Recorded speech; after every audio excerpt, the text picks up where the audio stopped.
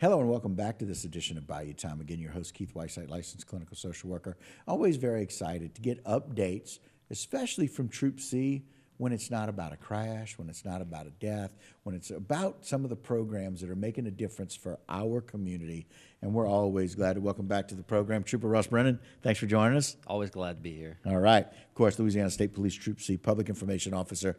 You guys always have a lot going on, but it's really good to see when you are making efforts in trying to make a difference for other people and getting people to join y'all. Yeah. Not always that easy to do. Let's talk a little bit about this recruiting cars. Yeah. So we have a new addition to our vehicle fleet. Okay. Real quick history about State Police. 87 years ago in 1936, we were founded.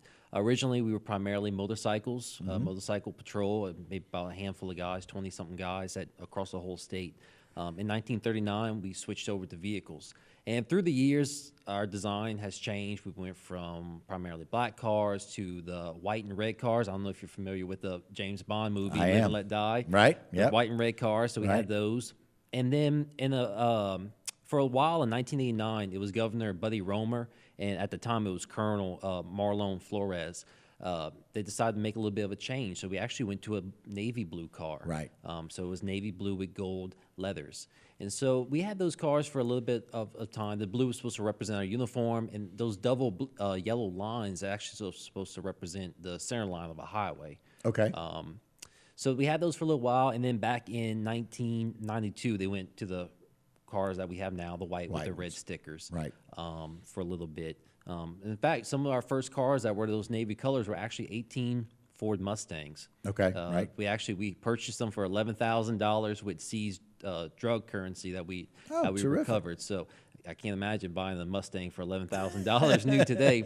Right. But yeah, so that was our first cars were Mustangs, just because we needed something quicker at the time. The Caprices that we had were slow, so the Mustangs were definitely a whole lot faster. But that was way back in the day. But anyway, so what our goal is with our recruiting is that we want to kind of share the story and the heritage of state police. And so we thought about ways that we can kind of draw some interest to us at these events. And so we decided to make a heritage car, which the paint scheme is very similar to the ones from the 80s and early 90s. Okay. So that's the only one that we have in our whole fleet for right now. It's actually a refurbished unit. It was in our fleet for a while in the patrol section, and then public affairs took a hold of it. Okay. And that's where we made it that blue car. So it'll be around in the area. In fact, it was at Nicholls today. We're going to bring it out to recruiting events and also community events. We actually had our second annual Law Enforcement Safety Expo on Nicholls campus today. Wow. So I don't know if you remember back in 2021, unfortunately, Nicholls, they lost 5 students. 5 students, and it was basically as a result of either distracted or impaired drivers. So the university wanted to do something to kind of raise awareness for the students, just kind of have some resources for them.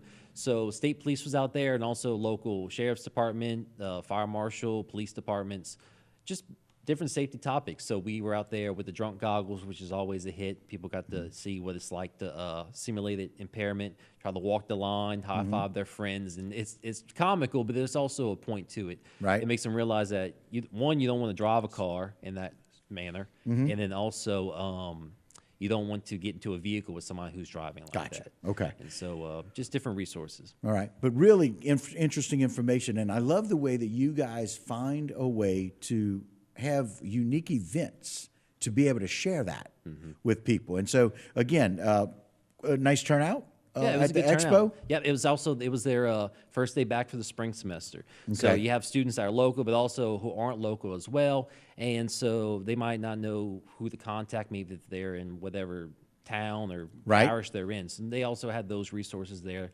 And so fire marshal talked about fire safety, other sheriff department, police department, maybe talked about car burglary, being safe at night, walking around. So it was a bunch of different topics that we had out there.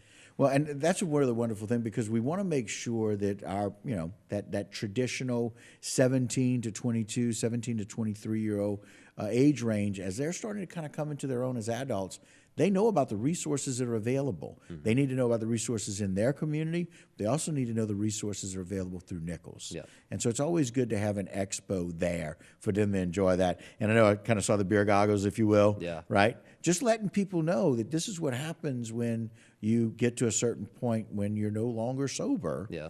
About what and what it may look like or feel like behind the car. Behind the Obviously, wheel of we a car. can't we can't get the students actually impaired. So this, even just though with your vision impaired with these goggles, Right. their entire motor skills and balance and coordination is all affected by it. So that was today. Tomorrow is going to be the second day of it. We're actually going to be having a safety inspection checkpoint on Oh, great. campus in front of the football stadium, and it's more or less just to bring awareness to people. Maybe if their inspection stickers are expired or license plates expired, or maybe they're not wearing a seatbelt. It's not really so much about doing enforcement, but more or less just, hey, you might want to get this taken care of to Right. prevent something later on down the road. Right. And education, very often we know that people who are in school typically don't have a whole lot of money. Yeah. And if something happens to their vehicle, let's say a brake light's out, or they have a broken brake light, or their turn signals don't work, 17 to 22 or 23-year-olds don't really think much of it. But that is something that can actually prevent an accident. Yeah, and it's stuff that people don't maybe not think about going and check.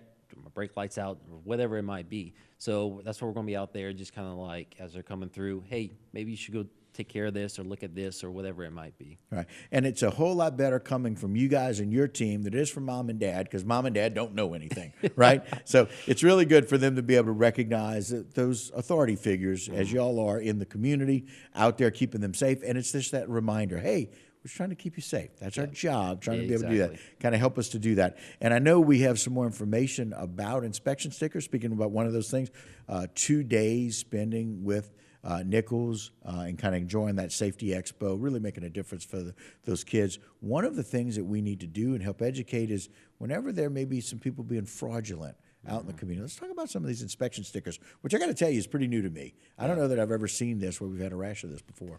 Yeah, so for whatever reason, we are starting to see an increase in people having fraudulent or fake inspection stickers. And there's a lot of reasons why people might have that. Primarily is one, that operator of that vehicle does not have a license, or it's suspended or expired, or whatever it might be. There's no insurance on that vehicle, or it hasn't been registered. So obviously you need your license, your insurance, and your registration whenever you would go to an approved inspection station.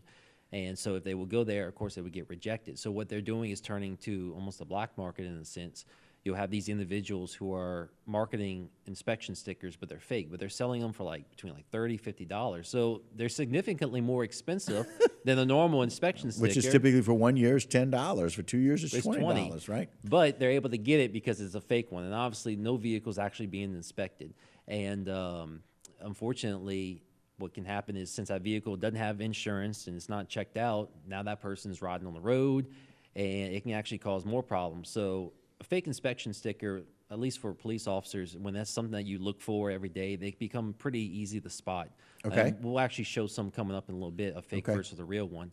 But let's say that person is now pulled over for a fake inspection sticker, which is a traffic violation, having a fraudulent decal. Now, as we do in our investigation, we're realizing that no insurance. Now the car possibly is getting towed. They have no driver's license or suspended. So again, the car is getting towed. So it's just a snowball compound effect where you think that you're trying to save yourself a few dollars and some headache of going to the DMV, getting everything taken care of. Now you got to pay to get car towed out the lot and everything else. So. Yeah, it's poor thinking all around.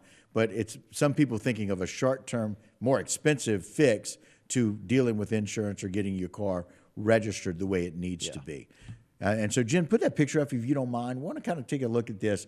And so walk us through this, Troop, if you don't mind. So the real one, if we look at just some main areas, one's the color. A lot of times with these fake inspection stickers, they're printed basically almost like copy paper from the house. So they're not able to withstand the sun like the certified ones are. So over time, that red sticker will eventually begin to fade into almost like a very light pink color. That's a very easy way to be able to tell one's fake. But also just look at the fonts on there. If you look at the numbers that are vertical in the center, they're a lot smaller on the fake one. The font's not exactly the same. Also, the year between the two and the year, I mean, those fonts are different. The shape of Louisiana's different. So there's a lot. Once you actually put two side by side, you can see which one's a real one and which one's a fake one. And a lot of times the people who are buying a fake one, they know that they're buying a fake one because obviously it's not a certified fitting or a certified inspection station, right? Right. So the thing is, it's not fair for the people who are trying to do it legally in the right way and stuff like that, right? So ways that you can mitigate buying a fake one is actually going to a certified station, Right. somewhere with that orange sign out front. Make sure that they request your license, your registration, your insurance, things such as that. Like we said, also having the fake one, it's a reason to be stopped by the police, right? And you can't get a citation for that, in addition to the other traffic violations that there might be. So save yourself the headache, that snowball effect that can kind of build up. You're not really helping yourself out in the long run whenever you try to do it the fraudulent way.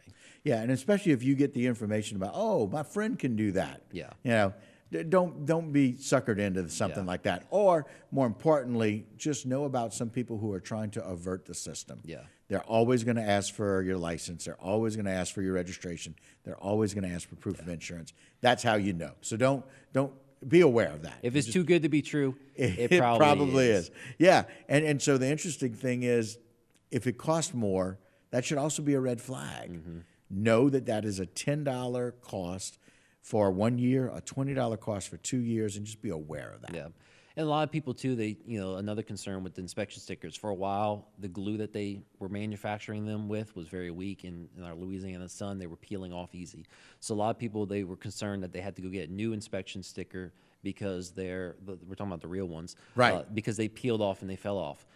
You do not have to go get a new one. The only thing that matters is basically the date and the month and the year. As long as that hasn't been expired, you don't have to go out and get a new inspection sticker. It's Okay. still valid because every year has a different color. Okay, they associated change the with color. it. Gotcha. Exactly.